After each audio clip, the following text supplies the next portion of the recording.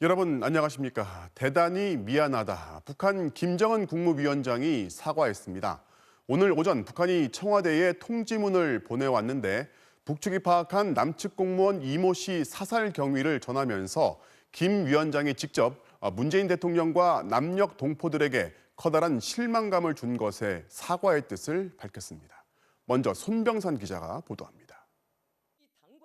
반인륜적 행위에 대해 사과라는 우리 정부의 요구에 북한 김정은 국무위원장이 하루 만에 응답했습니다. 김 위원장은 북한 통일전선부가 청와대 앞으로 보낸 통지문을 통해 뜻밖의 불미스러운 일이 발생했다며 사과의 뜻을 전했습니다. 문재인 대통령과 남녘 동포들에게 커다란 실망감을 더해준 데 대해 대단히 미안하게 생각한다는 뜻을 전하라고 하셨습니다. 북한 통일전선부 역시 남북관계에 재미없는 작용을 할 일이 북측 수역에서 발생해 미안한 마음을 전한다고 별도로 사과했습니다. 남북 사이의 신뢰와 존중의 관계가 허물어지지 않게 더욱 긴장하고 각성하며 필요한 안전대책을 강구하겠다는 내용도 들어갔습니다. 우리 정부가 책임자 처벌을 요구한 데 대해선 정장이 결심한 것이라며 후속 조치는 언급하지 않았습니다. 그러면서 이후 남북관계에 미칠 파장을 우려해 지나친 대결 구도로 몰아가지 말자며 유감의 뜻을 전했습니다. 우리 지도부는 일어나지 말아야 할 일이 발생했다고 평하면서 이 같은 불상사가 재발하지 않도록 통지문에 이어 청와대는 2시간 만에 다시 브리핑을 열어 최근 남북 정상 간 친서 전문을 공개했습니다. 지난 8일 문 대통령은 친서에서 김 위원장의 생명 존중에 대한 강력한 의지에 경의를 표한다고 코로나와 수해 대응에 나선 김 위원장을 격려했고, 김 위원장은 나흘 만에 보낸 답장에서 끔찍한 시간들이 속히 흘러가고 좋은 날이 하루빨리 오길 손꼽아 기다린다고 답했습니다. MBC 뉴스 손병산입니다. 북한은 통지문에서 그들이 파악한 이번 사건의 개요를 밝혔습니다. 정리하면 이 씨가 신분 확인에 불응해서 사살했고 시신을 불에 태워 훼손하지도 않았다는 겁니다. 북한이 밝힌 사건 개요를 조국현 기자가 보도합니다. 서훈 국가안보실장이 전한 북한 통일전선부 명의의 전통문에서 북한은 해양수산부 공무원 이모 씨 발견부터 사격에 이르는 과정을 자세하게 설명했습니다. 북한 측에 따르면 먼저 22일 조업 중이던 북한 수산사업소 부업선 선원들이 정체불명의 남자 1명을 발견했다고 신고를 합니다. 이후 해당 수역을 경비하는 북한 해군이 신고 장소인 강령반도 연안으로 출동합니다. 당시 이 씨는 부유물을 이용해 바다에 떠있던 상태였습니다. 이 씨의 80m 앞까지 접근한 북한 해군이 신분 확인을 요구했는데 이 씨는 한두 번 대한민국 아무개라고만 답한 뒤 말을 하지 않았다고 북측은 주장합니다. 이후에도 답이 없자 북한 군인들은 이 씨 쪽으로 가까이 다가서면서 공포탄 2발을 쐈습니다. 그러자 이 씨는 놀라 엎드려 도주를 할 듯한 움직임을 보였고 이 과정을 목격한 일부 군인은 이 씨가 엎드리면서 뭔가 뒤집어 쓰려는 듯한 행동을 했다고 진술했다고 북측은 밝혔습니다. 북한 경비선 정장에 발포 명령이 내려진 건 이때였습니다. 북한 측은 정장의 결정, 해상 경계 근무 규정을 근거로 이 씨 40-50m 전방에서 10여 발을 발사했다고 밝혔습니다. 사격 후 수색을 했지만 이 씨를 발견하지 못했고 대신 많은 양의 혈흔이 확인돼 국가 비상 방역 규정에 따라 부유물만 소각했다는 게 북한 설명입니다. 즉 우리 국방부 발표와는 다르게 시신 훼손은 없었다는 겁니다. 북한은 남한 군부가 불법 침입자 단속이나 단속 과정 설명을 요구하지도 않고 일방적인 억측을 내놨다고 주장했습니다. MBC 뉴스 조국현입니다. 북한이 밝힌 경위는 우리 국방부 발표와 중요한 대목에서 다릅니다. 이 씨는 월북이 아니었고 불에 태운 건 이 씨가 타고 온 부유물 뿐이라는 건데요. 북한 측 발표, 우리와 무엇이 다르고 여전히 의문스러운 대목은 뭔지 이남호 기자가 짚어보겠습니다. 우리 군 당국은 다양한 정보를 분석해 볼 때 실종된 이 씨가 월북했을 가능성이 높다고 했습니다. 하지만 북측의 통지문엔 월북이란 말은 없었습니다. 북한은 이 씨를 불법 침입자로 규정하고 80m까지 접근해 신분 확인을 요구했지만 대한민국 아무개라고 한두 번 답했다고 주장했습니다.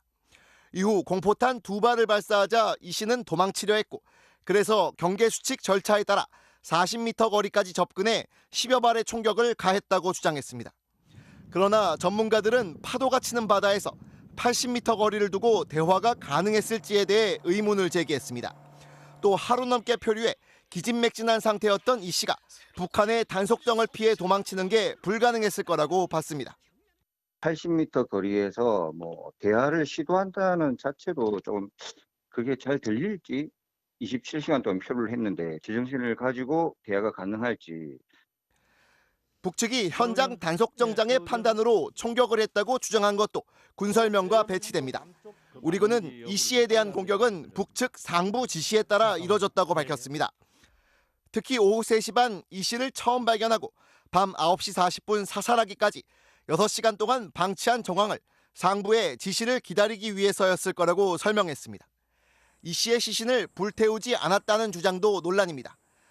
북한은 10여 발의 총탄을 쏴 이 씨를 사살한 건 맞지만 10여 미터까지 접근해 확인한 결과 이 씨는 사라졌고 많은 양의 혈흔이 남은 부유물은 방역 규정에 따라 불태웠다고 주장했습니다. 그러나 군에 따르면 당시 이 씨는 구명조끼를 입고 있었습니다. 총격이 가해져 구명조끼가 파손됐다 하더라도 이 씨의 시신이 바로 사라졌다는 건 석연치 않다는 지적입니다. 구명조끼 입고 있었잖아요. 서로 맞아도 구명조끼를 입은 사람은 가라앉지가 않아요. 그럼 결국은 이제 북한의 어떤 얘기도 우리 군이 얘기했던 거와 갭도 많은 거지요. 이처럼 북측이 우리 군과 어긋나는 해명을 내놓은 건 민간인을 사살하고 시신을 훼손했다는 비난이 거세지자 우발적인 상황이었다는 점을 강조하려는 의도로 보입니다. 이에 대해 군 관계자는 북한의 통지문에 대해서는 추가적인 분석이 필요하다고 밝혔습니다. MBC 뉴스 이남호입니다.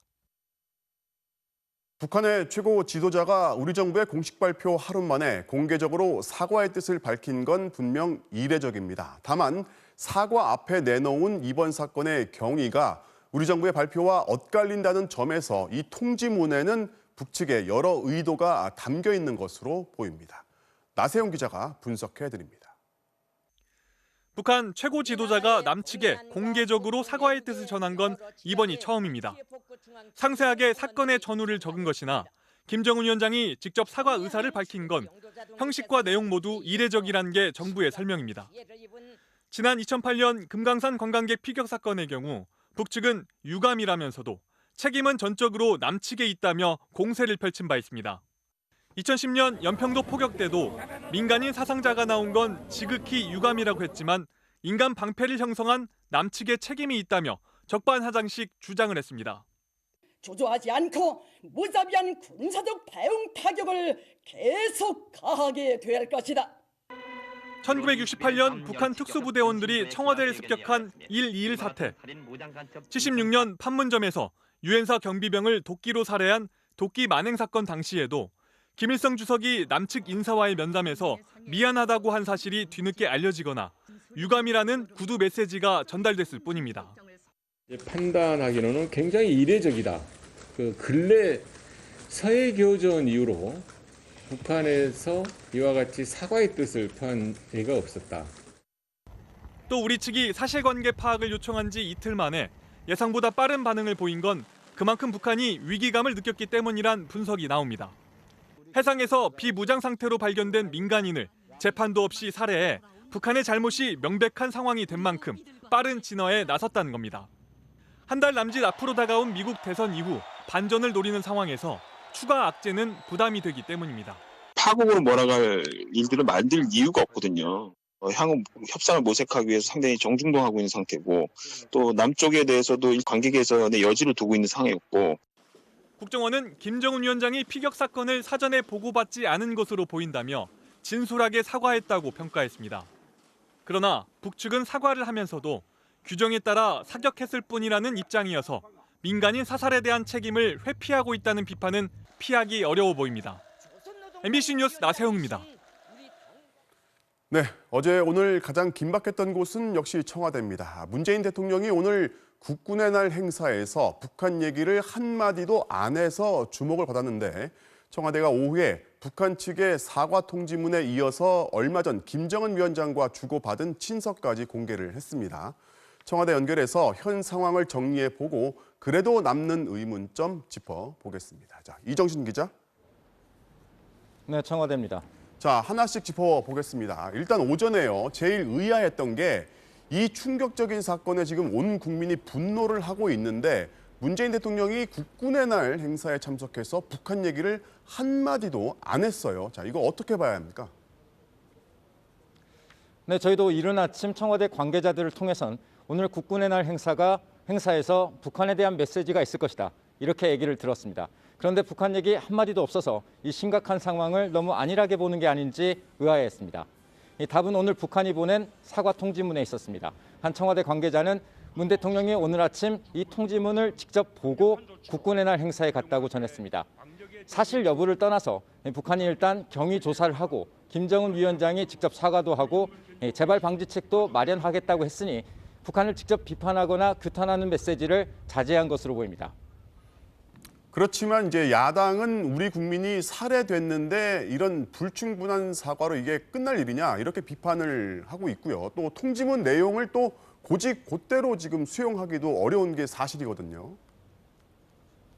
네, 그렇습니다. 국민의힘이 통지문에 대해서 이 진정한 사과의 의미를 느낄 수 없다.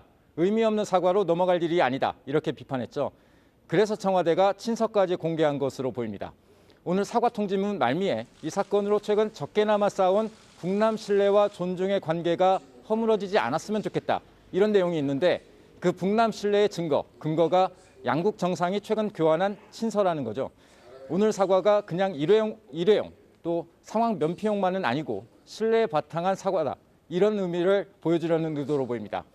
또 한편으로는 최근 유엔 총회 기조연설에서 문 대통령이 종전선언을 제안해서 이게 현실성이 있겠냐 하는 비판이 있었습니다.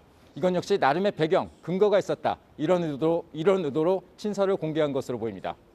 네, 북한이 사과를 했다 하더라도 청와대가 이번 사건을 대처하는 과정에서 분명히 짚고 넘어가야 할 부분이 있지 않습니까? 네, 가장 아쉬운 대목은 문 대통령에게 첫 서면 보고가 있었던 지난 22일 저녁입니다. 이때는 공무원 이 씨가 살아있었을 때죠. 코로나 때문에 북한이 접경 지역에 사살 지침까지 내렸다는 점을 감안했다면 청와대가 우리 군에 보다 적극적인 대처를 주문했어야 했는데 그랬다는 얘기가 없었고요. 또 그날 밤 북한이 총살한 것 같다, 불태운 것 같다는 첩보가 청와대에 보고됐을 때도 국방부 장관, 국정원장 다 모이는 심각한 심야 회의가 열렸는데도 그날 밤 바로 문 대통령에게 보고하지 않은 점, 또 문 대통령이 회의에 참석하지 않은 점도 결국 유엔 총회 연설 때문에 사건 공개를 늦춘 게 아니냐, 이런 의혹을 부른 이유가 된 것으로 보입니다. 지금까지 청와대에서 전해드렸습니다. 이 씨의 마지막 행적을 파악하기 위한 해경의 수사는 오늘도 이어졌습니다. 추가로 과학수사팀까지 투입했는데요. 이 씨의 유족은 절대 자진월북이 아니라면서 여전히 반발하고 있습니다. 임상재 기자가 보도합니다. 인천 옹진군 대연평도의 선착장. 해경 과학수사팀 요원들이 어업지도선 무궁화 10호 조사를 위해 도착했습니다. 무궁화 10호 들어가신 거세요? 지금 어떤 쪽으로 조사하실 계획이세요? 경비함정을 타고 해상에 있는 무궁화 10호에 도착한 수사관들은 이 씨의 슬리퍼가 발견된 선박의 선미를 우선 둘러봤습니다. 해경은 어제에 이어 오늘 한 차례 더 해상에서 이 무궁화 10호에 대한 현장 조사를 벌였습니다. MBC가 확보한 무궁화 10호 안에 이 씨 숙소 사진입니다. 옷가지가 걸려 있고 책상 위엔 가족 사진과 함께 개인 물품이 정돈되지 않은 채 놓여 있습니다. 이 씨는 공무원증도 배에 남겨뒀습니다. 해경은 항해 기록 저장 장치를 확인해 마지막 근무 당시 동료들과 나눈 음성 등도 확인할 계획입니다. 해경은 실종 당일인 21일 이 씨는 0시부터 당직 근무를 하다 새벽 1시 35분쯤 동료에게 문서 작업을 하겠다고 말한 뒤 사라진 사실을 확인했습니다. 그런데 당직 교대와 인원 점검이 제대로 이뤄지지 않아 동료들은 이때부터 10시간이 지나서야 이 씨 실종을 알게 된 걸로 조사됐습니다. 유족들은 이 씨가 자진월북을 할 이유가 전혀 없다고 거듭 주장했습니다. 이 씨가 실종 이틀 전까지 가족들과 연락하는 등 사이가 좋았다는 점, 정체불명의 인원이었다는 북한의 설명도 근거로 들었습니다. 손을 들거나 저는 기순하겠습니다. 아니면 월북하겠습니다. 이렇게 의사표명을 먼저 했겠죠. 해경은 500톤급 경비함정 등 4척을 투입해 시신 수색 작업도 이어가고 있습니다. MBC 뉴스 임상재입니다. 김정은 위원장의 신속한 공개 사과, 또 남북 두 정상 사이 비공개 친서까지 공개됐지만 민간인 사살과 시신 훼손이라는 이번 사건의 성격 때문에 파장이 쉽게 가라앉지는 않을 것 같습니다. 남북 관계에 더 이상의 파국을 막으려면 지금은 말보다 적극적인 행동이 필요하다는 지적이 나오는데요. 조효정 기자가 보도합니다. 오늘 오후에 열린 국회 긴급 현안보고, 김정은 위원장의 사과와 관련해 이인영 통일부 장관은 매우 이례적인 상황으로 판단한다고 밝혔습니다. 유감이라는 표현도 있고 또 미안이라는 표현도 2번이나 더 들어가 있고 신속하게 이쪽에 답을 주고 이례적이라고 판단될 만큼의 그런 사과를 표명한 거라든가. 지난 6월 9일 북한이 남북 간의 모든 연락 채널을 단절했다고 했지만 남북 간 소통을 위한 마지막 채널은 여전히 가동되고 있었다는 사실도 확인됐습니다. 남측이 23일에 보낸 통지문이 유엔 군사령부의 군사정전위를 통해 전달된 데 반해 북한의 통지문은 남북 간의 또 다른 채널을 통해 왔다고 국정원은 보고했습니다. 조선노동당 산하 정보기관인 통일전선부와 국가정보원 사이에 유지하던 한 라인이 가동됐을 가능성이 큽니다. 오늘 하루 정부와 여당을 중심으로 이런 발언들이 나오면서 남북 관계의 분위기가 달라질 가능성이 제기됐습니다. 남북 정상이 직접 만나 해결책을 찾아야 한다는 주장도 나왔습니다. 김정은 위원장이 직접 우리 대통령 앞에 구두로 저간의 서장을 설명하고 어떻게 그러면 이거에 대해서 유감 표명하고 여기에서 지금 어떻게 남북 관계를 새롭게 정립해 나가면서 평화 비핵화를 어떻게 동시 추진하느냐 하는 이런 기회의장이 만들어져야 되지. 특히 폼페이오 미국 국무부 장관의 방한을 앞두고 북미 관계에 대한 돌파구 마련 차원에서도 남북 대화가 이뤄질 수 있다는 전망도 있습니다. 그러나 코로나19와 수해 복구가 한창인 상황에서 북한이 당장 정상 간 만남에 응할 가능성은 높지 않습니다.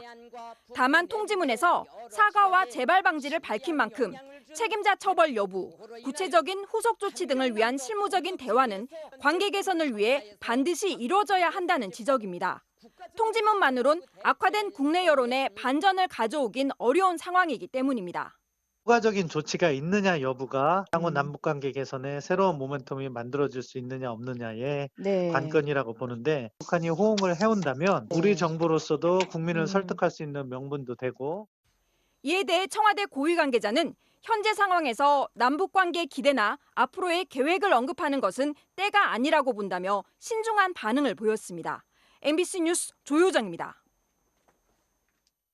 국민의힘 조수진 의원의 재산 축소 신고 의혹을 저희가 보도해드린 이후에 조 의원은 그냥 실수라고만 할 뿐 아직까지 제대로 해명을 하지 않고 있습니다. 최근 당에서 제명된 민주당 김홍걸 의원과는 달리 당 차원에서의 아무런 조치도 없는 상황인데요. 중앙선거관리위원회가 조수진 의원의 자료를 검찰에 넘긴 것으로 확인돼 수사가 본격화될 것으로 보입니다. 그런데 저희가 취재를 해봤더니 이렇게 재산을 누락한 의원들이 더 있었습니다. 장슬기 기자가 단독 취재했습니다. 조수진 국민의힘 의원에 대해 중앙선거관리위원회가 최근 공직선거법 위반 혐의로 서울 서부지검에 수사자료 통보 조치를 한 것으로 확인됐습니다. 선관위 측은 조 의원의 소명 내용을 검토한 결과 혐의가 전혀 없다고 보기는 힘들다고 설명했습니다. 혐의가 없으면 자체 종결하고 수사 개시가 필요하면 수사 의뢰를 하지만 이미 시민단체가 고발한 상황이라 검찰에 자료를 넘기는 통보 조치를 한 겁니다. 검찰은 오늘 고발인을 불러 조사했습니다. 조수진 의원은 지난 4월 총선 당시 예금과 채권 등 11억 원을 누락한 의혹을 받고 있습니다. 조 의원은 본인 SNS에 갑작스럽게 준비하다 빚어진 실수라고 올렸지만 MBC 최초 의혹 보도 이후 여러 차례 해명 요구에 대해 한 달 내내 묵묵부답입니다. 선관위는 또 더불어민주당에서 제명된 김홍걸 의원에 대해서는 서울중앙지검에 수사를 의뢰했습니다. 김 의원은 총선 당시 배우자 명의의 10억 원대 아파트 분양권을 누락하고 상가 지분도 축소 신고했습니다. 재산을 누락한 의원은 또 있습니다. MBC 취재 결과 위성정당인 미래한국당 출신 조명희 국민의힘 의원은 배우자가 대표인 회사의 비상장 주식을 총선 당시 신고하지 않은 것으로 드러났습니다. 미래한국당 측에서 의원이 되면 제대로 신고하니 대충 하라고 했다는 겁니다. 미래는 재산하고 아무 상관없다고. 응? 지역구 같은 문제인데 당이 위성정당이라 가지고 당이 뭐가 정착되고 이런 게 없었다니까요. 당선 이후 이 회사의 비상장 주식은 6억 5천만 원으로 신고됐습니다. 보험을 빠뜨린 의원도 많았습니다. 이주환 국민의힘 의원은 보험 4억 6천만 원, 강민정 열린민주당 의원은 보험 1억 5천만 원을 누락했습니다. 보험이 통째로 빠졌다니까, 통째로. 내가 앞으로 그런 건 잘 지켜서 잘 하겠다고. 고의성이 없는 약간 무지했던 누락인데 보험을 넣는 거는 몰랐죠. 이용 국민의힘 의원도 보험 1억 4천만 원과 동생에게 빌려준 1억 원을 빠뜨렸다 당선 이후에야 신고했습니다. 동생 가기한다고 1억을 빌려줘서 네. 그거를 이번에 신고를 한 것 같은데. 김민석 더불어민주당 의원은 전 부인이 자녀들 명의로 든 예금과 보험 등 1억 5천만 원을, 정경희 국민의힘 의원은 어머니 명의 예금 1억 원을 누락했습니다. 애 엄마가 애한테 애가 수혜자 명의로 되어서 들어준 뭐 보험. 엄마도 자기가 얼마 가지고 있는지 잘 모르셔요. 저한테는 제가 5천만 원이라고 처음에 그러셨어요. 국회의원 재산신고제도의 허점이 속속 드러나고 있는 만큼 제도 개선이 시급해 보입니다. MBC 뉴스 장슬기입니다. 상온에 노출된 것으로 의심돼 사용이 중단됐던 독감 백신이 이미 100명이 넘는 사람들에게 접종된 것으로 확인됐습니다. 아직까지 특별한 이상 반응이 보고되진 않았지만 안전성 검사가 끝나지 않은 상황이라서 불안감이 커지고 있는데요. 김아영 기자가 취재했습니다. 신성약품이 지난 21일까지 전국에 공급한 독감 백신은 총 578만 명분. 정부는 이 가운데 일부가 상온에 노출됐을 수 있다고 보고 접종을 즉각 중단했습니다. 하지만 서울과 부산, 전북, 그리고 전남 지역에서 청소년과 성인 105명이 접종을 받은 사실이 확인됐습니다. 이 중 60명가량은 모두 한 의료기관에서 접종을 받은 것으로 드러났습니다. 병원 측이 규정을 어기고 신성약품이 조달한 정부의 백신 사업 물량과 유료 접종용 물량을 섞어서 사용했다는 겁니다. 국가 물량과 개인 물량을 구분해서 백신을 관리하도록 하고 있는데 한 군데의 병원에서는 그게 이제 같이 관리가 되는 그런 일이 발생해서 계약 해지를 통보한 바가 있습니다. 정부는 다만 백신을 맞은 사람들 가운데 이상 반응을 보인 경우는 아직 없다고 밝혔습니다. 독감 백신이 온도 25도의 상온에서 최장 6개월까지 품질이 유지됐다는 연구 결과도 있어 백신에 문제가 생길 가능성은 크지 않다는 겁니다. 상온 노출에 대한 문제 제기가 되고는 있지만 전체 백신에 대한 품질의 문제가 있다고 보기는 좀 어려워서 국민들께서 너무 과도하게 불안해하시지 말았으면 합니다. 정부는 우선 750명분의 백신을 추려 1차 안정성 검사를 진행하고 있습니다. 이런 가운데 만 12세 이하 어린이와 임신부에 대해서는 오늘 오후부터 백신 무료 접종이 다시 시작됐습니다. 오늘 저는 유료로 맞추려고 왔는데 무료 접종으로 바뀌었어요? 무료 접종. 정부는 병원 측이 이미 확보한 유료 백신 물량을 접종하면 병원에 비용을 내주는 방식으로 예방접종 사업에 생긴 문제를 일정 부분 해결할 계획입니다. MBC 뉴스 김아영입니다. 노인시설과 어린이집 등 곳곳에서 집단 감염이 잇따르면서 코로나19 신규 확진자 수 114명으로 사흘 연속 세 자릿수를 기록했습니다. 대규모 이동이 예상되는 추석을 앞두고 확산세가 계속되고 있는데요. 정부가 오는 28일부터 다음 달 11일까지 2주 동안을 특별 방역 기간으로 정하고 세부적인 방역 수칙을 발표했습니다. 신정현 기자가 자세한 내용 전해드리겠습니다. 서울 도봉구의 노인 요양시설. 지난 22일 노인 1명의 확진을 계기로 직원과 가족 등 17명이 양성 판정을 받았습니다. 다소 밀폐된 공간에서 장시간 함께 생활을 하였고 식사 이회, 간식 이해 등 함께 섭취한 것들이 파악되어 서울 관악구의 사랑나무 어린이집에서도 첫 확진자 발생 이틀 만에 감염자 수가 모두 6명으로 늘었습니다. 대규모 이동이 예상되는 추석 연휴를 앞두고 새로운 집단 감염지마저 속출하고 있습니다. 정부는 추석을 전후한 월요일부터 2주 동안을 특별 방역 기간으로 선포했습니다.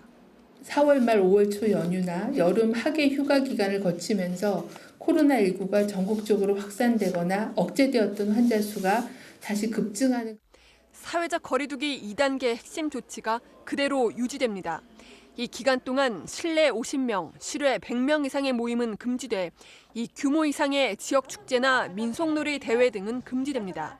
확진자가 속출하는 수도권에서는 유흥주점 등 11개 종류의 고위험 시설 운영이 계속 중단됩니다. 또 음식점과 영화관 등의 방역이 더욱 강화돼 탁자 사이 1m 거리두기나 한 칸 띄어앉기 등이 강제됩니다. 비수도권에서도 유흥주점 등 6종류의 고위험 시설에 대해 한 주 동안 새로운 집합 금지 조치가 시행됩니다. 2주간의 연휴 동안 방역 관리를 얼마나 잘 하는가에 따라 금년 하반기 코로나19 유행이 결정될 것입니다. 반면 운영이 중단됐던 국공립 문화시설은 이용 인원을 절반으로 줄여 문을 열고 PC방에서는 지금처럼 한 칸 띄어앉은 상태에서 음식을 먹을 수 있습니다. MBC 뉴스 신정현입니다.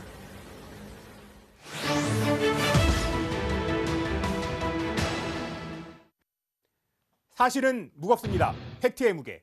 이른바 드라이브 스루 방식으로 하겠다는 일부 보수단체들의 개천절 집회를 두고 차량 집회까지 막는 나라는 없다는 주장도 나오고 있습니다. 전직 국회의원들 얘기죠? 네, 민경욱 전 의원은 SNS에 드라이브 스루를 막는 독재 국가는 없다고 올렸고 김진태 전 의원도 이것도 금지하면 코미디라고 거들었습니다. 과연 그럴까요? 진실의 방으로. Everyone. 세계 전기차 1위 기업 테슬라가 신기술을 공개한 행사입니다. 그제 새벽 주주들이 전기차에 탄 채 진행됐죠. 미국 캘리포니아주의 프리몬트인데요. 이런 차량 집회는 일단 허가가 필요합니다. 200대까지는 최소 14일 전에, 400대까지는 최소 4주 전에 신청을 해야 하고요. 400대 이상은 아예 못 모입니다. 이날 테슬라 행사에는 240대가 모였습니다. 또 모이더라도 실외 주차장에서만 가능하고 안전관리요원도 배치해야 하는 등 까다로운 조건이 붙습니다. 캐나다 온타리오주의 벌링턴, 훨씬 엄격하죠. 기본적으로 5대까지만 가능합니다. 위반 시에는 처벌이 따르기도 하는데요. 지금 보시는 화면이 지난 4월 외출 금지 명령이 떨어졌던 호주 멜버른인데요. 경찰이 차량 시위 참가자를 체포하고 벌금을 물리기도 했습니다. 유럽에선 더 심한 조치도 있었습니다. 외출 금지와 영업 정지, 이른바 봉쇄령 락다운입니다. 외출 금지인데 집회는 엄두도 못 내죠. 영국은 현재 언제 어디서든 6명을 초과하는 모임은 금지하고 있습니다. You must not meet socially in groups of more than 6. This will apply in any setting, indoors or outdoors, at home or in the pub. 즉 차량 집회를 막는 국가는 없다는 말은 허위입니다. 파보자 뭐가 나오는지. 현재 서울 전역에서는 10명 이상의 집회가, 광화문 광장 지역인 종로구와 중구에서는 집회 자체가 금지돼 있는데 일부 보수단체들은 차량 집회는 문제가 없다고 주장하고 있습니다. 카퍼레이드를 코로나를 이유로 막는 법이 어디 있느냐. 종로구와 중구는 차가 지나가지도 못하게 막는 법이 어디 있냐. 집회의 자유라는 기본권과 공중보건이라는 공공의 안전이 부딪히는 문제라 이번에도 법원의 판단을 구할 가능성이 높습니다. 지난 광복절 도심 집회 때는 8건은 금지, 2건은 허가, 이렇게 재판부에 따라 결정이 달라졌죠. 허가가 났던 광화문 집회발 코로나19 감염자는 620명이 넘는 것으로 집계됐습니다. 지금까지 팩트의 무게였습니다. 네, 추석 연휴를 앞두고 제주는 벌써부터 관광객이 몰려들면서 방역에 비상이 걸렸습니다.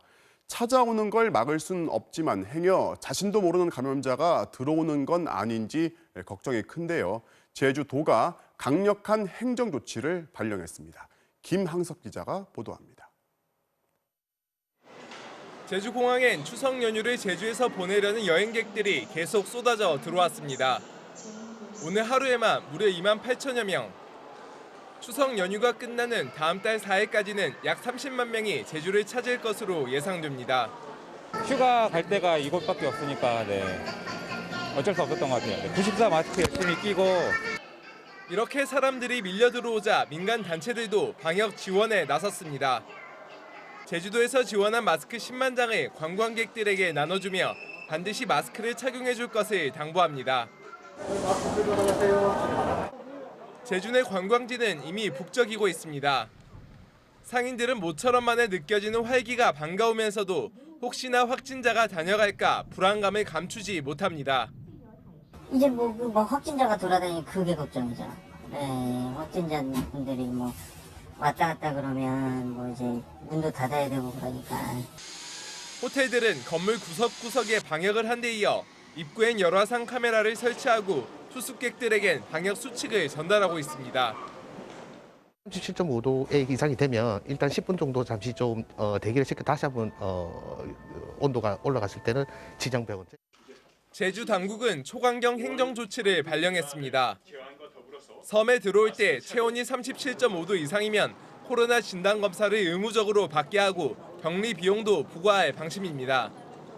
또 마스크 착용은 물론 만약 방역 수칙을 어기면 진단과 치료 비용 모두를 당사자에게 청구하기로 했습니다.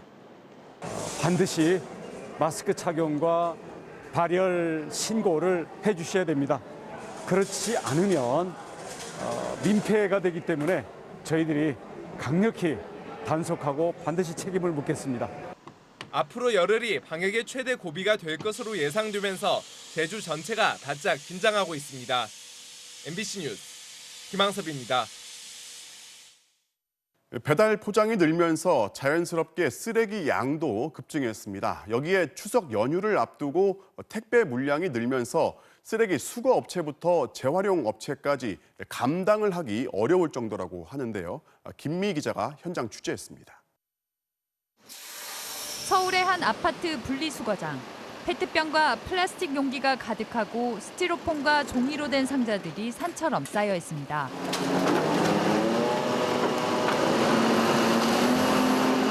수거를 시작한 지 불과 30분 만에 5톤짜리 트럭이 가득 찼습니다. 코로나19 여파로 매일 나오는 쓰레기 양이 늘어난 상황에서 추석 연휴 택배 물량까지 쏟아져 나와 재활용품 배출량이 급증한 겁니다. 추석 연휴 택배 물량은 지난해 이맘때보다 30% 넘게 늘었습니다. 코로나로 인해서 늘어난 게 한 30% 이상. 요즘은 아무래도 택배를 많이 하니까 스티로폼이 많이 나오고 그다음에 종이, 과일 상자라든지 뭐. 다른 아파트 단지도 사정은 마찬가지. 어떻게 말을 표현을 못하죠. 무지 많이 나온다고만 보면 돼요. 시래기라는 거는 거짓말 하나만 치고 대란이 일어날 것 같아요, 이건. 수거업체들 상황은 갈수록 나빠지고 있습니다. 재활용품 단가가 절반 가까이 뚝 떨어진 데다 선별업체들이 받아주지도 않아 도리어 돈을 내고 쓰레기를 처리하는 실정입니다. 일은 늘었는데 돈은 더 못 버는 구조인 겁니다. 기사들이 새벽 4시, 5시면 나갑니다. 저녁 8시, 9시까지 해야 돼요. 그래도 끝이 안 나는 거예요. 돈을 우리가 받고 실어다 받던 거를 거꾸로 돈을 낸다는 것 자체가 이거는 어떻게 보면 역사가 바뀌는 거죠. 선별업체들 역시 밀려드는 쓰레기를 분류하느라 공장을 24시간 가동 중이지만 경영난에 시달리고 있습니다. 이달부터 일단 선별업체에 새로 30억 원을 추가 투입한다지만 대부분 업체가 영세한 업계 특성상 대출 지원을 받기도 쉽지 않습니다. 부동산 담보라든지 아니면 보증서 담보가 있어야 되는데 그 부분에서 현실적으로 실제적인 지원은 못 받는 사람이 거의 많아요. 코로나19로 재활용 쓰레기가 줄어들 기미가 보이지 않는 가운데 연말 안에 쓰레기 대란이 현실화될 것이란 우려가 커지고 있습니다. MBC 뉴스 김미입니다. 최근 자신도 모르는 사이에 SNS에 올린 사진을 도용당하는 피해가 잇따르고 있는데요. 특히 익명으로 1대1 대화를 나누는 이른바 랜덤 채팅에서 이런 일이 많이 발생하고 있습니다. 문제는 범인을 잡기도 힘들고 잡아도 처벌이 어렵다고 하는데요. 김건희 기자가 취재했습니다. 남녀 간 1대1 채팅으로 만남을 주선하는 랜덤 채팅 어플리케이션입니다. 어떤 확인 절차도 없이 닉네임과 나이, 성별만 적으면 대화가 가능합니다. 대화방 중 한 곳에 들어가 간단한 인사말을 남기자 곧바로 키와 몸무게, 그리고 15만 원이라는 답글이 올라왔습니다. 사진도 전송합니다. 성매매 제안이었습니다. 한 20대 여성 직장인은 느닷없이 개인 SNS로 말을 걸어온 낯선 남자를 통해 문제의 대화방에서 자신의 사진이 떠돌고 있다는 사실을 알게 됐습니다. 누군가 자신의 사진을 도용해 1대1 채팅으로 음란한 대화를 나눈 겁니다.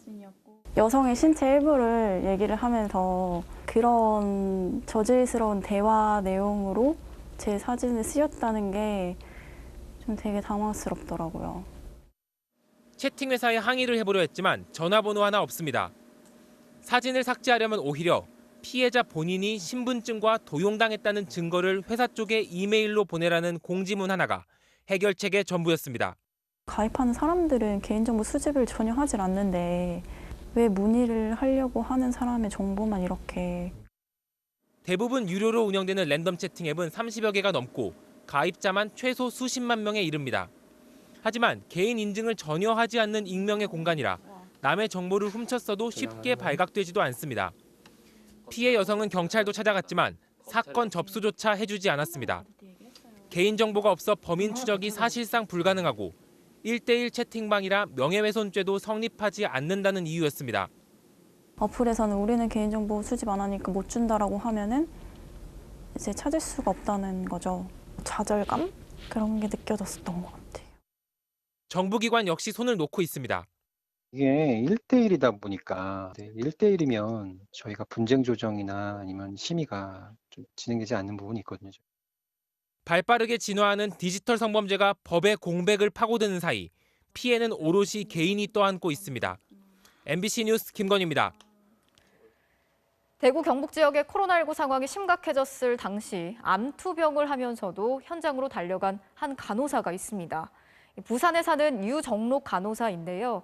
내 아이의 아빠인 유 간호사는 나보다 남을 먼저 생각하는 헌신의 마음으로 지금까지도 방역 현장을 지키고 있습니다. 류재민 기자가 만나봤습니다. 사망자만 7명, 120여 명이 코로나19에 집단 감염됐던 경북 청도 대남병원. 지난 3월 5일 밤 8시 부산에서 9살짜리 둘째 아이의 생일 잔치를 하고 있던 유정록 간호사는 대구 경북의 코로나 확산세가 심각해 긴급하게 의료 지원이 필요하다는 연락을 받았습니다. 당시 유 간호사는 위암 판정을 받고 육아휴직을 한 상태. 하지만 자원봉사를 지원해 망설임 없이 경북 청도로 달려갔습니다. 이렇게 몸이 아파도 제가 할 수 있는 일이기 때문에 간호사 면허증이 없으면 못할 일인데 저는 쉬고 있었고 병원에서 일하는 사람도 아니었고 그냥 쉬고 있었기 때문에 기회가 제가 해야 되는 일이다 이런 생각이 들더라고요.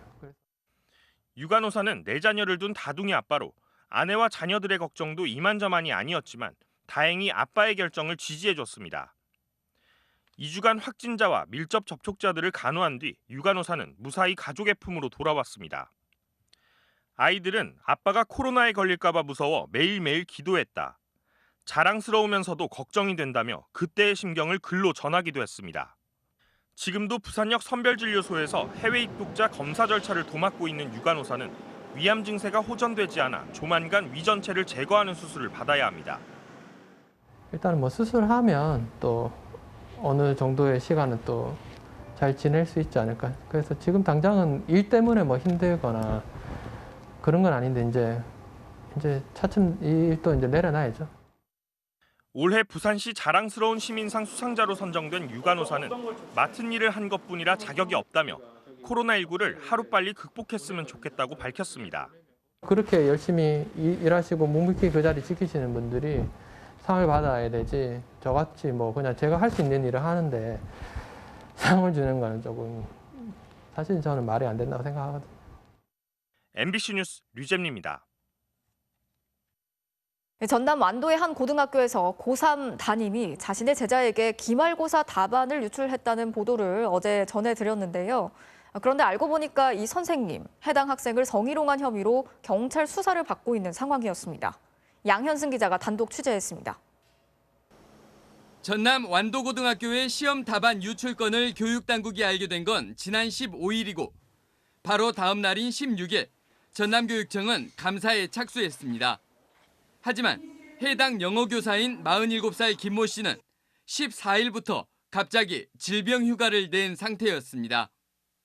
아프다고 갑자기 며칠 동안 못 나올 거다라고 하고 갑자기 사라지셨거든요.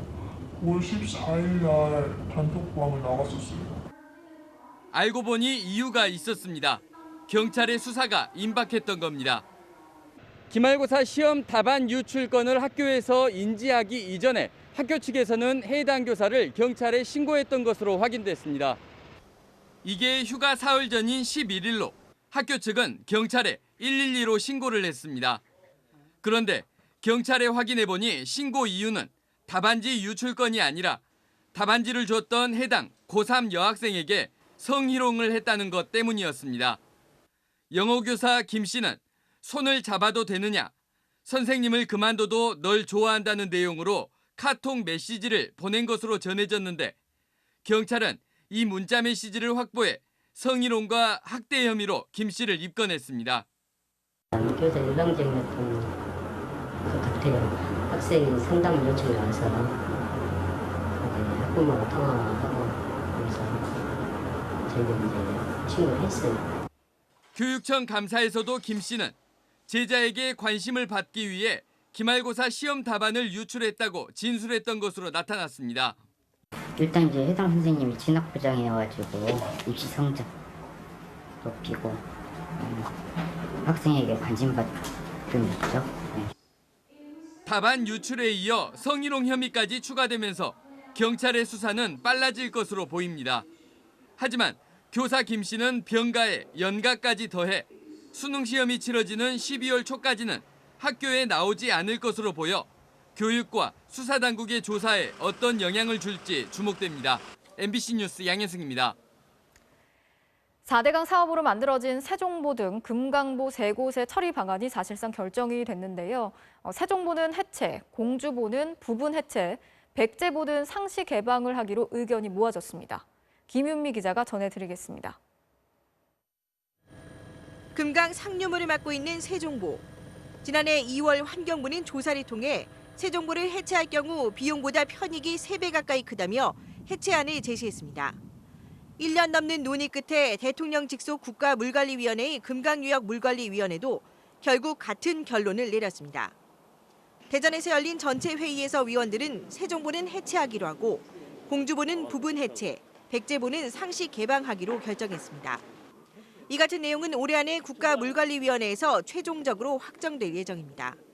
수질 생태, 이치수 분야라든지 분야를 몇 개로 나눠가지고 하는데 그 유역의 의견도 그 중에 하나의 분야로 해가지고 최종 결론을 내는 거기 때문에 결정 과정은 순탄치 않았습니다.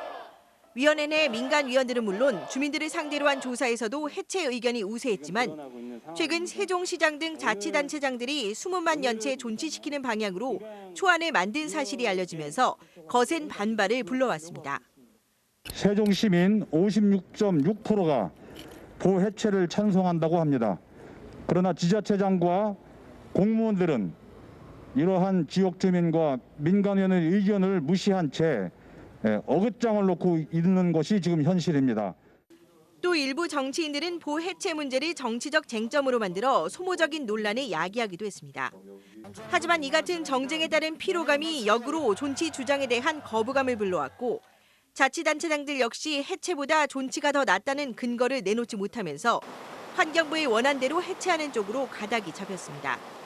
다만 해체 시기에 대해서는 지역 여건을 고려해 결정한다는 등의 모호한 단서가 붙어 실제 해체가 언제쯤 이뤄질지는 여전히 미지수입니다. MBC 뉴스 김유미입니다.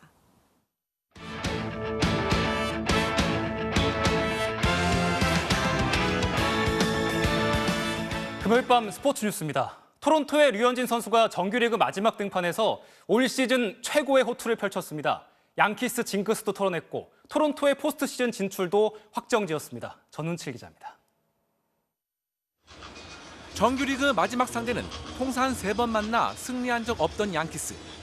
팀의 가을 야구 진출이 달린 경기에서 류현진은 진짜 에이스다웠습니다. 올 시즌 1회 최고 구속을 찍을 만큼 의욕적인 투구로 출발했고 안타와 볼넷을 내줄 때에도 흔들리는 모습은 없었습니다. Have you seen him change his facial expression on the mound? Seriously, like 6회 연속 안타를 내주면서 위기가 찾아왔지만 강타자 스탠튼을 3구 3진으로 잡아냈습니다. 역시 올해 던진 가장 빠른 커터였습니다. 모두의 예상과 달리 7회에도 마운드에 올라 공 100개로 무실점 투구를 마쳤습니다. 시즌 5승에 평균 자책점 2.69. 최고의 투구를 펼친 에이스를 동료들 모두 환대했습니다. 토론토는 4대1 승리로 4년 만에 포스트 시즌에 진출했습니다. 월드 시리즈도 경험해본 류현진이지만 직접 팀을 가을 야구로 이끈 감동은 남달랐습니다. 평상시에 이긴 경기보다도 배가 된 것 같고 양키스한테 좀 안 좋았던 거를 좀 씻을 수 있을 것 같아서 기분 좋은 것 같아요. 몬토요 감독은 격하게 기쁨을 드러냈고 게레로는 류현진을 얼싸안았습니다. Now Alex, my kid, they were yelling, "We did it!" So it was awesome. Awesome. One of my boys here. Woo! We did it! 플레이오프 진출 예상 확률 11위. 토론토의 변화를 이끈 건 류현진이었습니다. 선발 등판 시 팀 승리 확률 75%. 나오면 이긴다는 믿음을 확실히 심어줬습니다. 현지 매체도 올해 팀 MVP로 류현진을 꼽았고 연봉의 가치를 제대로 입증했다고 전했습니다. 이제는 더 큰 이변까지 기대하는 분위기입니다. Contrast of styles, but I tell you what, I'll take Hyunjin Ryu anytime the game is on the line. He showed us what he's all about tonight. 이적 첫해 부동의 에이스로 우뚝 선 류현진은 오는 30일 팀의 가을 야구 일선발로 출격합니다. MBC 뉴스 전우진입니다. 세인트루이스의 김광현 선수도 5이닝 1실점으로 시즌 3승에 성공했습니다. 코리아 메이저리거 투수의 동반 승리는 박찬호, 서재영 이후에 15년 만입니다. 이명진 기자입니다. 가을 야구 향방을 좌우하게 될 경쟁자 미러키와의 5연전. 그 첫 경기에 나선 김광현은 제대로 빛났습니다. 오늘도 특유의 위기관리 능력이 돋보였습니다. 1사 후 첫 안타를 내준 2회엔 병살타로, 선두 타자에게 2루타를 내준 3회엔 연속 삼진과 직선타로 마무리했습니다. 4회 한 점을 내줘 동점을 허용했지만 후속 타자를 내야 뜬 공으로 잡으며 더 이상의 실점은 허락하지 않았습니다. 위기를 막아내자 팀 타선도 힘을 냈습니다. 칼슨의 투런포로 다시 3대1 리드를 잡았습니다. 오늘의 승부처는 5회였습니다. 투아웃 이후 연속 볼넷을 내줬지만 강타자 브런과의 풀카운트 승부에도 미소를 잃지 않는 여유를 보였고 과감한 99번째 공으로 이닝을 막아냈습니다. 5이닝 동안 탈삼진 3개를 곁들이며 1실점. 불펜이 남은 이닝을 1실점으로 막아내면서 김광현은 시즌 3승 도전에 성공했습니다. 마지막에 투쓰리 풀카운트에서 조금 많이 흔들었었는데 믿어줘서 좋은 결과 그래도 있었던 것 같다. 평균 자책점도 1.62로 30이닝 이상을 투구한 투수 가운데 메이저리그 전체 1위를 기록하며 신인왕에 대한 기대도 이어갔습니다. 데뷔 첫해 코로나19로 인한 개막 연기와 예기치 않은 마무리 보직, 신장 이상으로 응급실에 실려가는 등 우여곡절을 겪은 김광현. 그 피날레가 가을 야구로까지 이어질 수 있을지 세인트루이스의 행보에 기대가 모아집니다. MBC 뉴스 이명진입니다. NBA에서 나온 머레이의 감각적인 더블 클러치입니다. 천하의 르브론을 머쓱하게 만들었네요. 금요일 밤 스포츠 뉴스였습니다.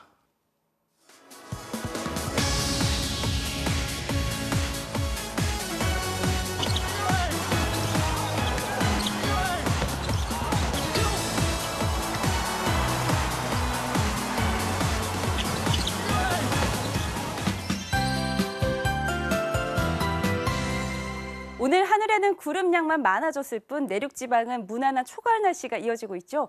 내일은 다시 쾌청한 가을 하늘이 드러나겠고 볕이 따사롭게 비추겠습니다. 또 습도가 낮아 쾌적함이 감돌겠습니다.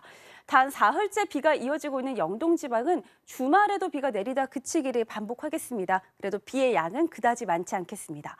다가오는 추석 연휴 날씨라도 좋았으면 하는 바람인데요. 일단 가을 태풍 걱정은 접어두셔도 되겠습니다. 다음 주에도 우리나라는 북서쪽에서 내려오는 찬 공기의 영향을 받기 때문인데요. 주 후반엔 수도권과 강원도에서 비가 올 가능성만 있겠고 비가 그친 뒤로는 한층 더 쌀쌀해지겠습니다. 자세한 지역별 내일 날씨 보시죠.